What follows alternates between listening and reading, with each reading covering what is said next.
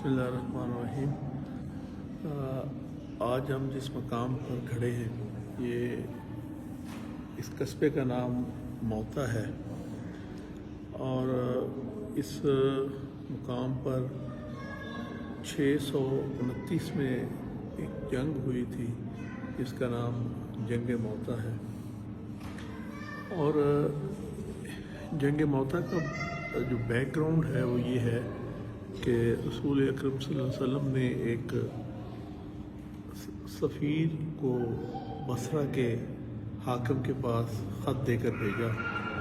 تو وہ سفیر جب اس مقام سے گزرا تو اس زمانے میں اس علاقے میں غساسانی قبیلہ جو ہے وہ آباد تھا، اور غساسانی قبیلہ جو ہے وہ عیسائی تھا، اور اس کا وہ بیسیکلی رومیوں کے حلیف تھے۔ اس دور میں کیسر روم ہرکلس خود اس یروشلم میں موجود تھا اور اس علاقے کو جو ہے دوبارہ کیپچر کرنے میں مصروف تھا، اور رومیوں کی ایک بہت بڑی فوج جس کی تعداد جو ہے وہ اسحاق نے 2 لاکھ بتائی ہے اور طبری نے تقریباً 1.5 لاکھ کے قریب بتائی ہے، وہ اس علاقے میں موجود تھی۔ تو غساسانی قبیلے کے سردار نے حضرت وہ رسول اللہ علیہ وسلم کے جو سفیر تھا اس کو پکڑ کر شہید کر دیا۔ جب یہ خبر مدینہ میں پہنچی تو رسول اللہ علیہ وسلم نے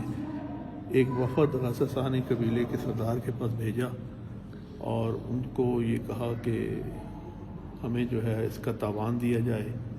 تو اس نے بجائے اس کے کہ وہ جواب دیتا، اس نے اس وفد کو بھی جو ہے وہ قتل کر دیا، شہید کر دیا، جس پر رسول اللہ علیہ وسلم مدینہ میں جب یہ خبر پہنچی تو وہاں غصے کی ایک جو ہے بڑی لہر دوڑ گئی، اور رسول اللہ علیہ وسلم نے ایک لشکر جو ہے جس کی تعداد 3000 تھی وہ یہاں بھیجا تاکہ وہ غساسانی قبیلے سے باز پرس کر سکے۔ تو اس قبیلے اس لشکر کے جو سردار تھے اور رسول اللہ علیہ وسلم نے حضرت زید بن حارثہ کو مقرر فرمایا جو ان کے منہ بھلے بیٹے تھے، اڈاپٹڈ سن تھے، اور اس کے بعد انہوں نے فرمایا کہ اگر یہ اس جنگ میں زید بن حارثہ شہید ہو جائے تو اس فوج کی جو ہے سپہ سالاری حضرت جعفر بن طیار کریں گے، رضی اللہ عنہ کریں گے، اور اگر حضرت جعفر بن طیار شہید ہو جائیں تو اس کے بعد جو ہے عبداللہ بن رواحہ جو ہے وہ اس کی سالاری کریں گے۔ تو یوں انہوں نے 3 صحابہ کو نامینیٹ کیا۔ ایسا پہلے کبھی نہیں ہوا تھا کہ کسی ایک لشکر کے لیے 3 صحابہ کو جو ہے یا 3 جو ہے وہ سالار جو ہے نامینیٹ کیے جائیں۔ تو جب وہ لشکر یہاں پہنچا تو ان کو یہ خبر ملی کہ یہاں پر رومی جو ہے وہ بہت بڑی تعداد میں موجود ہیں، تو انہوں نے یہ فیصلہ کیا کہ ہم یہاں رک کر رسول اللہ علیہ وسلم کو پیغام بھیجتے ہیں کہ ہمیں جنگ لڑنی چاہیے یا نہیں لڑنی چاہیے، لیکن انہوں نے حضرت عبداللہ بن رواحہ نے اور چند اور صحابہ نے اصرار کیا کہ ہمیں یہاں رک کر انتظار کرنے کی بجائے ہمیں آگے بڑھنا چاہیے اور جنگ لڑنی چاہیے، جس پر یہ لشکر آگے بڑھا، اور رومیوں کی بہت بڑی تعداد میں موجود تھے۔ ان سے جب مقابلہ ہوا تو سب سے پہلے اس لڑائی میں حضرت زید بن حارثہ جو ہیں وہ شہید ہوئے۔ تو جب وہ علم جو تھا وہ نیچے گرنے لگا لشکر کا، تو حضرت جعفر بن طیار نے اس کو آگے بڑھ کر پکڑ لیا، دائیں ہاتھ میں پکڑ لیا۔ تو ان کا جب دایاں ہاتھ کٹ گیا تو انہوں نے پھر بائیں ہاتھ میں پکڑ لیا، جب بائیں ہاتھ کٹ گیا تو پھر انہوں نے اس کو اپنے سینے سے ایسے لگا لیا اور کسی ظالم نے ان کا سر کاٹ دیا۔ لیکن اس سے پہلے کہ وہ علم نیچے گرتا، حضرت عبداللہ بن رواحہ آگے بڑھے اور انہوں نے اس لشکر کو تھام لیا، اس علم کو تھام لیا۔ جب وہ بھی شہید ہو گئے تو اس کے بعد پھر حضرت خالد بن ولید جو اس فوج میں موجود تھے، انہوں نے اس کو جو ہے اس فوج کی سالاری لی، اور وہ اپنی بہتر حکمت عملی اور اپنے تدبر کی بنا پر اس لشکر کو وہاں سے بچا کر مدینہ لے آئے۔ اس لڑائی میں جو ہے بعض روایات کے مطابق 500 سے لے کر 1000 کے قریب صحابہ شہید ہوئے۔ تو جب یہ لشکر واپس پہنچا تو بعض صحابہ کو اعتراض بھی ہوا کہ رسول اکرم صلی اللہ علیہ وسلم کہ یہ لوگ بھاگ کر واپس آ گئے ہیں۔ تو اس پر رسول اکرم صلی اللہ علیہ وسلم نے فرمایا کہ خالد بن ولید تم نے بہت اچھا کام کیا ہے، ہم اس کا انتقام لیں گے۔ اور اس موقع پر انہوں نے حضرت خالد بن ولید کو سیف اللہ کا لقب بھی عطا کیا۔ تو 3 سال کے بعد حج الوداع